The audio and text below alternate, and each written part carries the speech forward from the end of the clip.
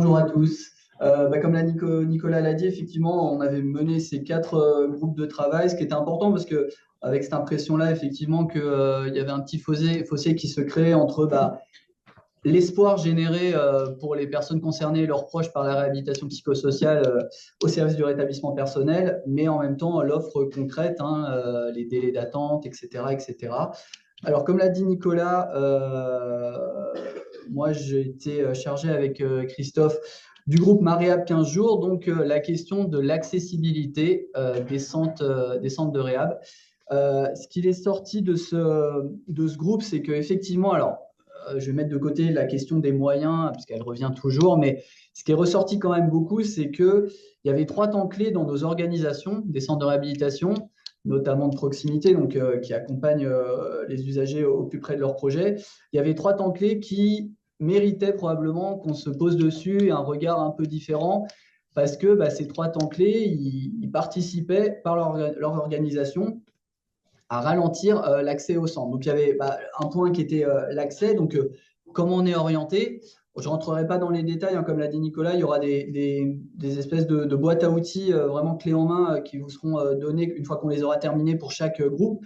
Mais c'est vrai que l'accessibilité, quand on sait qu'il y a déjà parfois 6 mois pour accéder à un centre de réhab, quid d'un dossier à remplir, d'être orienté forcément par un soignant, quid de l'auto-orientation, du coup, des allers-retours, courrier, etc. Donc, une vraie question de simplification à ce niveau-là, avec, on le verra, de faciliter l'auto-orientation. Le deuxième moment clé, c'est le premier rendez-vous. Alors là, bon, pour ceux qui me connaissent, on m'a déjà entendu mettre les pieds dans le plat sur ce côté-là. C'est la question ce qui est beaucoup remonté, c'est que le premier rendez-vous, il est beaucoup médical.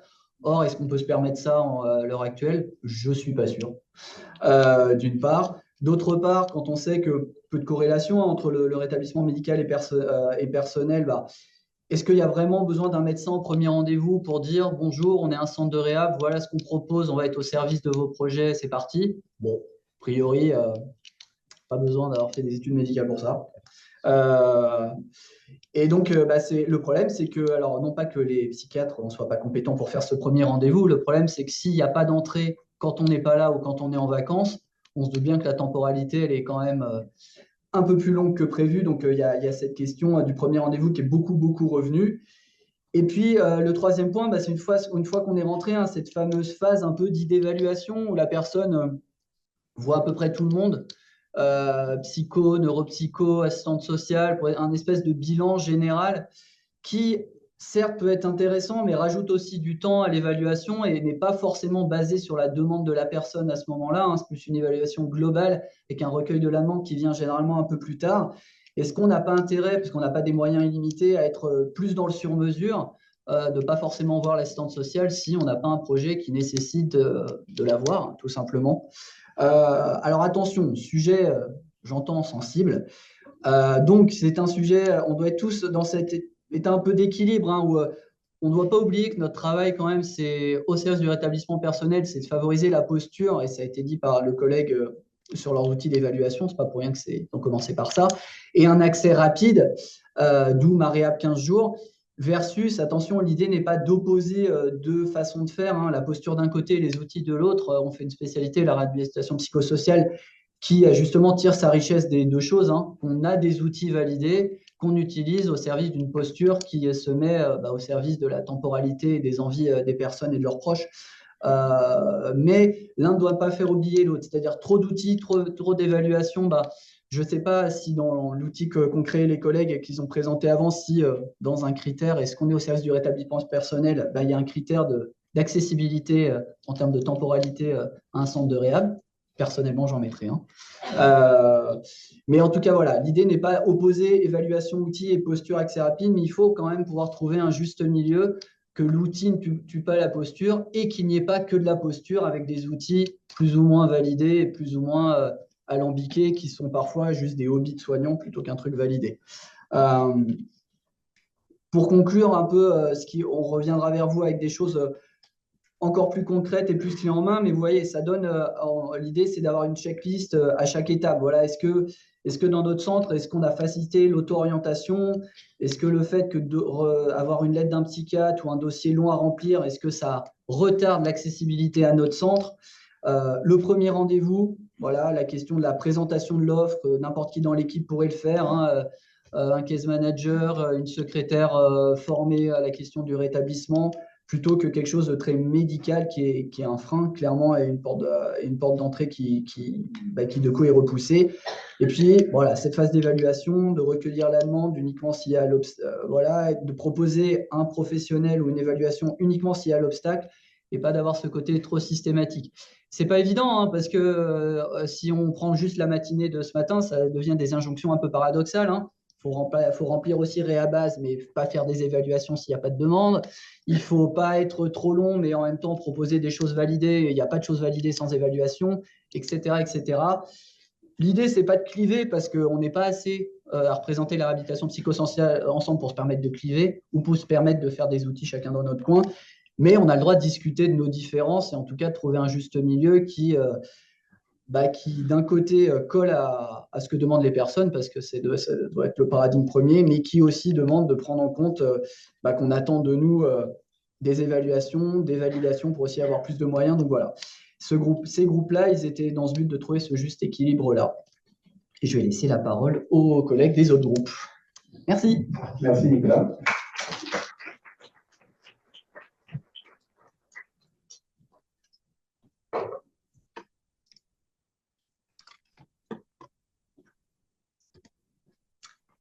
Bonjour.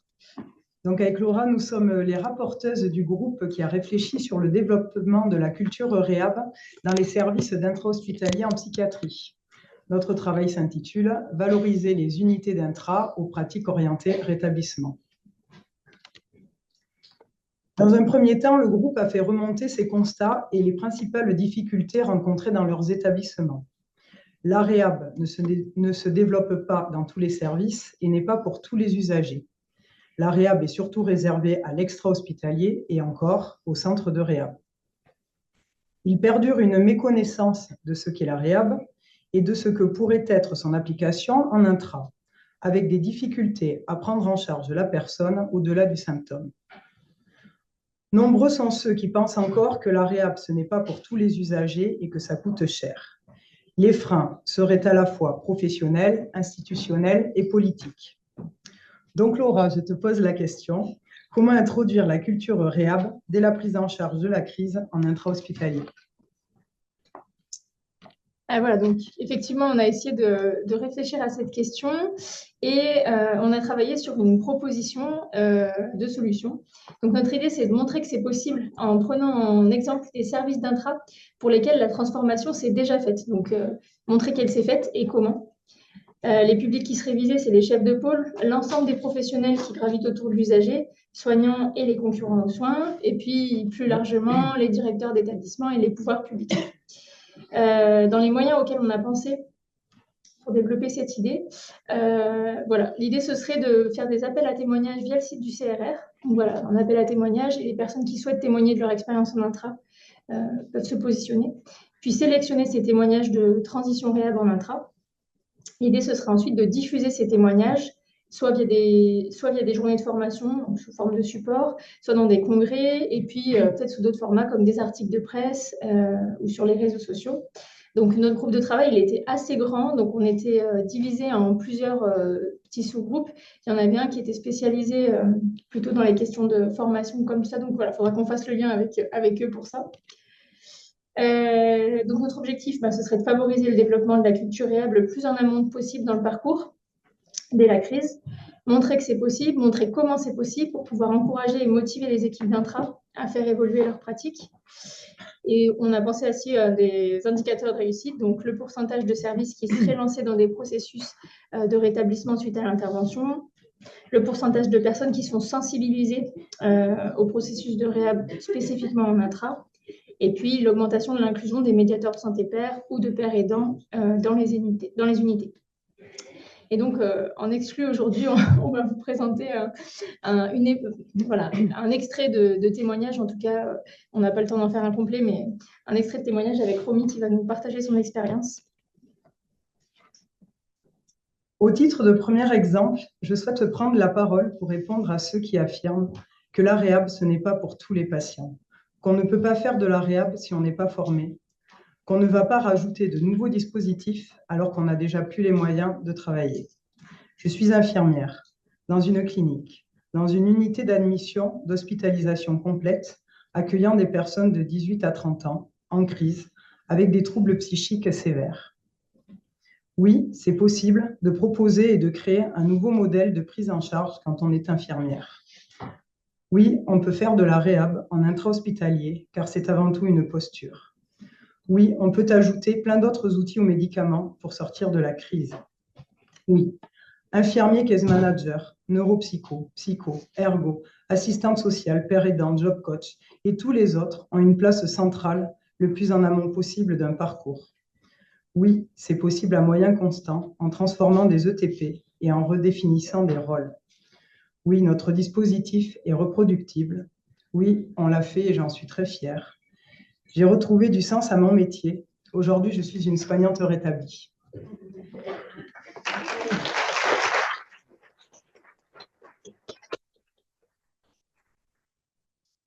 Merci beaucoup, Romy. Alors, merci beaucoup pour ce témoignage et aussi pour tout le travail qu'on a fait ensemble dans ces groupes de travail Réhab pour tous. Et j'en profite pour remercier notre collègue Anthony Devis, qui n'est pas là aujourd'hui, mais qui a vraiment, vraiment participé jusqu'au bout à cette présentation aujourd'hui et qui n'a malheureusement pas pu se déplacer. Mais voilà, si on poursuit ce projet, il a lui aussi un témoignage que vous pourrez donc entendre. Et au passage, j'en profite pour remercier plus spécifiquement vous deux, puisque vous étiez là jusqu'au bout, etc. Mais il y avait beaucoup, beaucoup de personnes dans ce groupe de travail et tout le monde a été très bienveillant et assidu. Donc, c'était vraiment trop, trop chouette. Et voilà, merci à vous aussi. Merci.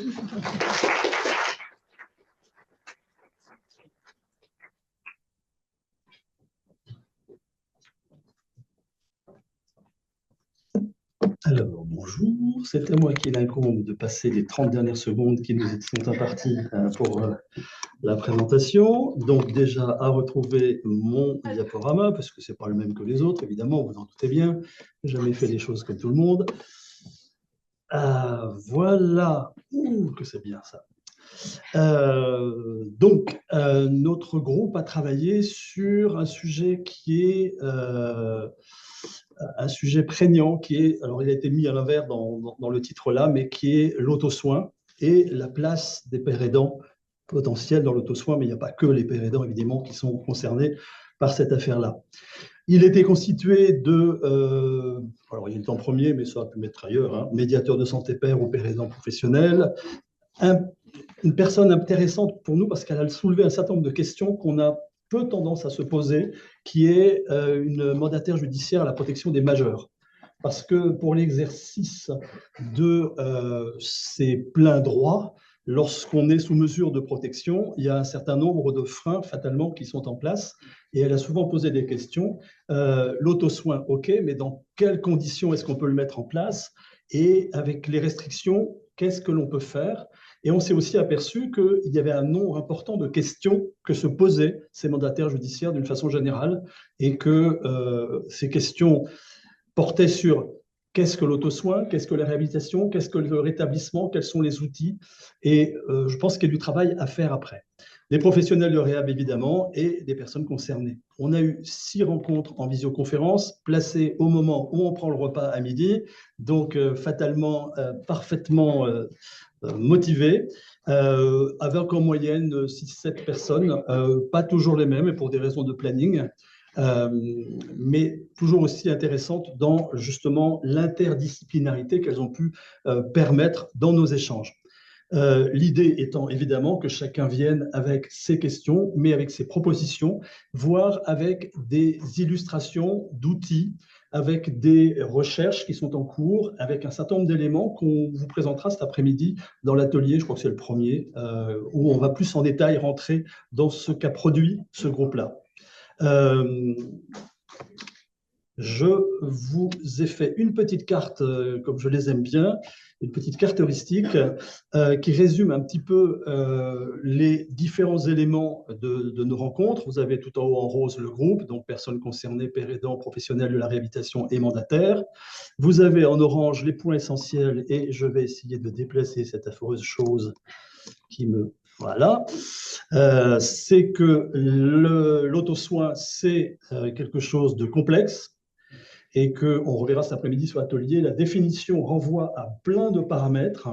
Moi, je pense qu'il y a en plus, derrière l'auto-soin, cette idée de capacité, comme le disait Yann Le Bossé, de développement du pouvoir d'agir avant de passer à l'auto-soin. Parce qu'il y a plein d'étapes qui conduisent à faire de l'auto-soin. Évidemment, on ne parle pas d'automédication, même s'il pourrait y avoir des liens, mais il n'est pas question de s'auto-prescrire des médicaments. Donc, ce n'est pas tout à fait ce dont on parlait. Mais en tout cas, la définition est complexe et les compétences, les capacités sont extrêmement nombreuses à mettre en œuvre pour que ces compétences soient là. Alors, pour qui? Pour quel public? Quelles inégalités sociales, géographiques et de santé vont être touchées par ces capacités-là? Moi, je viens de la Charente-Maritime, un département qui est plutôt un département rural, à part la côte, évidemment, fréquentée par les touristes. Quand vous allez à 50 km de La Rochelle, il y a un désert médical complet, et vous n'avez pas droit au même traitement lorsque vous êtes à côté de l'hôpital psychiatrique de La Rochelle que lorsque vous êtes perdu à 50 km. Et donc ça va avoir un impact important. Rôle et place des mandataires, et bien là, la question s'est posée, et elle s'est posée par une mandataire, et je pense qu'on a besoin de se la poser. Informer sans prescrire, et enfin, je l'ai mis sur la partie orange, les motivations des personnes. Comment en viennent-elles ou comment en vient-on? Et c'est là où on peut introduire des pères aidants. Père aidant professionnel, c'est mieux, mais ça peut être d'autres types de pères aidants. Comment on en vient à essayer de se prendre soi-même en charge, à développer son propre pouvoir de faire parce qu'on a décidé de le faire et non pas parce qu'on vous a prescrit qu'il fallait le faire. J'ai écrit autonomie, ce n'est pas une faute d'orthographe. Hein. Auto, seul, nomie, vous regarderez dans le dictionnaire la définition latine.